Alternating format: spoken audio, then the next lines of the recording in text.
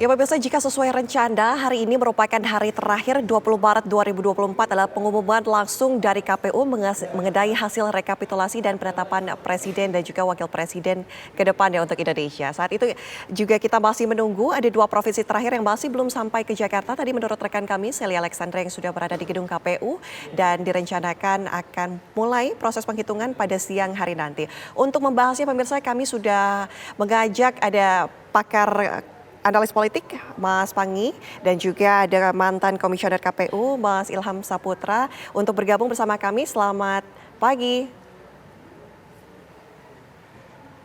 Pagi. Oke, Mas Panggi, Mas Ilham sehat ya? Sehat, alhamdulillah. Sehat. Alhamdulillah. Oke, saya mau ke Mas Panggi dulu, analis politik. Kalau misalnya melihat ya, memang ada narasi yang mengatakan bahwa calon presiden 1, 2, dan juga 3 ini harus memiliki narasi siap menang, siap kalah. Kisruh tapi memang tidak bisa dipungkiri terjadi. Nah, tapi kalau kita lihat dari sisi internal penghitungan dari proses KPU RI sendiri, sepertinya tidak ada kekisruhan yang banyak terjadi menghasilkan hara-huru begitu. Ini Anda melihatnya seperti apa? Sejauh ini banyak kita lihat yang masih normal ya, bahwa ini kan kalau kita mencermati baik hasil rekapitulasi kemudian kemarin kemudian hasil itu juga tidak. Mas Panggi, mohon maaf ini suaranya sepertinya agak terganggu nih. Mas Panggi, kami akan perbaiki komunikasi ya. Mungkin saya mau ke Mas Ilham Saputra. Mas Ilham, kalau kita melihat ini memang ada rencana gugatan dari 01, 03 yang dengan termohonnya adalah KPU RI. Jika melihat Anda dulu sebagai komisioner KPU RI, apa saja yang kemudian akan disiapkan mengingat bahwa kalau misalnya kita lihat sampai saat ini penghitungan di internal memang tampaknya baik-baik saja begitu, tidak ada kesalahan yang membuat sampai harus ini diulangi atau seperti apa, bagaimana? Ya, tentu nanti ketika mereka mengajukan perselisihan hasil pemilihan umum kepada MK sebagai pemohon, tentu yang dimohonkan adalah temuan-temuan mereka di lapangan tentang ada indikasi kecurangan, ada indikasi terhadap potensi penggelembungan oleh penyelenggara pemilu dan banyak hal lain misalnya saja. Nah, tentu ini harus disiapkan oleh KPU, bahwa KPU harus menyiapkan pengacara dan secara hukum juga berkas-berkas administratif terkait dengan rekapitulasi dari setiap level, dari PPK, kecamatan, dari PPK, dari kabupaten, dari Oke. Waduh. Oke, Mas Ilham, silakan masih bisa. Oke. Dan kemudian itu juga harus siapkan tergantung kepada kemudian nanti pemohonnya mengajukan proses perselisihan hasil pemilihan umum di daerah mana saja gitu kan, nanti harus ditentukan oleh mereka dan juga harus disertai bukti-bukti yang kuat. Nah, KPU juga harus menyiapkan berkas-berkas administratif yang nanti sifatnya adalah bentuk-bentuk rekapitulasi di level kabupaten kota, di kecamatan, kabupaten kota, provinsi, dan juga sampai nasional. Dan tentu juga nanti akan ditemukan ketika ada dinamika pertanyaan-pertanyaan dan juga tuduhan-tuduhan yang dikemukakan ketika direkapitulasi. Seperti itu. Oke, ketika sudah ada potensi-potensi seperti ini, tentunya mungkin dilihat oleh para pemohon ini ada masalah yang timbul. Ketika nanti MK sudah memutuskan hasil akhir begitu ya. Nah, lantas KPU sendiri akan berada di posisi mana? Oh, kalau sudah hasil akhir tentu KPU harus melaksanakan putusan Mahkamah Konstitusi apapun itu. Karena sifat keputusan dari Mahkamah Konstitusi adalah final and bonding, jadi final dan mengikat. Jadi tidak bisa lagi kemudian ada upaya hukum lain. Nah, tentu ini KPU harus melaksanakan apa yang diputuskan oleh Mahkamah Konstitusi.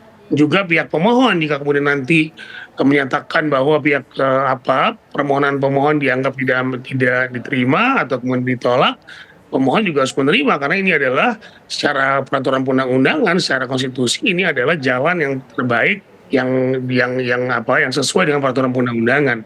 Jadi analisasinya ketika memang sudah tidak sesuai, sudah tidak atau kemudian ada proses protes yang menurut pemohon tidak sesuai dengan peraturan perundang-undangan, tetapi kemudian Mahkamah Konstitusi memutuskan lain, ini juga harus diterima oleh para pemohon. Oke, kalau kita lihat berkaca dari tahun 2019, PHPU yang dihadapi oleh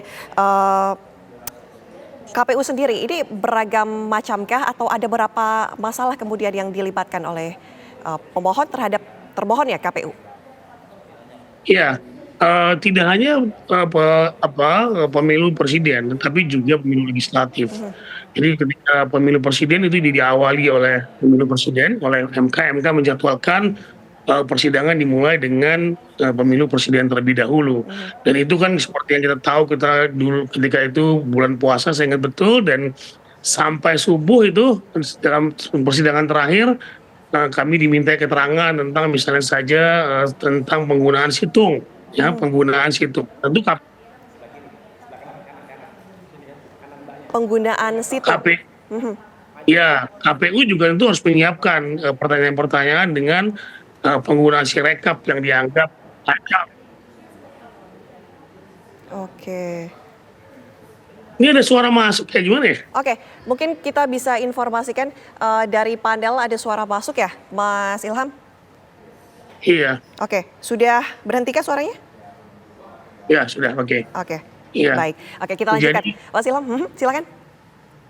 Ya, jadi Sirekap ini juga nanti mungkin akan dipertanyakan penggunaannya yang menurut pemohon mungkin agak kacau ya, dan juga masyarakat tidak menerima informasi yang update lagi, atau kemudian juga dianggap ada kesalahan-kesalahan terhadap penggelembungan suara, dianggap penggelembungan suara, walaupun kemudian hasil itu juga penggelembungan itu juga terjadi di beberapa calon, tidak hanya di 02 gitu ya.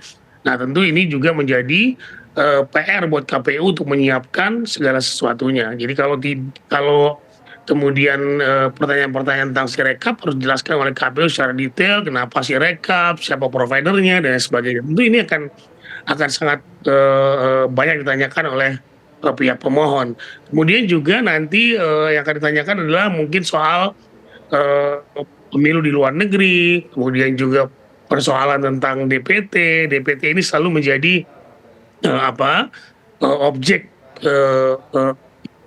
permohonan oleh pihak-pihak yang melakukan permohonan. Seperti itu. Oke, Mas Ilham, kita elaborasi. Ketika KPU Bawaslu melakukan penghitungan suara dari internalnya sendiri, ini tentu menghadirkan saksi-saksi, betul ya? Betul. Betul. Biasanya dalam penghitungan tersebut memang ada bentrok yang terjadi, tapi tidak sampai keluar. Nah, ketika bentrok terjadi hanya di dalam internal KPU saja, bagaimana mungkin ini kemudian akhirnya bisa keluar hingga ada gugatan ke MK? Ini sebenarnya seperti apa? Melihat Anda di 2019 ya? Bentrok gimana nih, Mbak? Mungkin ada perbedaan pendapat begitu di dalam proses penghitungan di dalam internalnya? Oh iya, tentu nanti dinamika yang muncul ketika rekapitulasi itu nanti akan disampaikan, kalau memang dianggap perlu oleh pemohon untuk disampaikan di persidangan. Kira-kira apa saja dinamika yang muncul, protes-protes yang muncul di proses rekapitulasi. Dan itu biasanya tercatat. Ya, ketika rekapitulasi di kabupaten kota ada surat keberatan, ada formulir keberatan, dan jika ada pemohon melakukan keberatan itu tinggal ditulis keberatannya apa pada form keberatan tersebut. Juga di provinsi dan juga di KPU RI. Nah, itu memang sudah ada aturannya seperti itu. Jadi tinggal bagaimana nanti apakah MK akan pertimbangkan keberatan-keberatan ini dalam persidangan. Seperti itu. Oke, baik. Mas Ilham, kita harus jeda terlebih dahulu. Nanti kita lanjut kembali. Ini informasinya menarik sekali. Kalau kita lihat dari 2019 hingga 2024 ini sebenarnya apa yang terjadi. Dan pemirsa, kami harus jeda terlebih dahulu. Usai jeda kami kembali untuk Anda.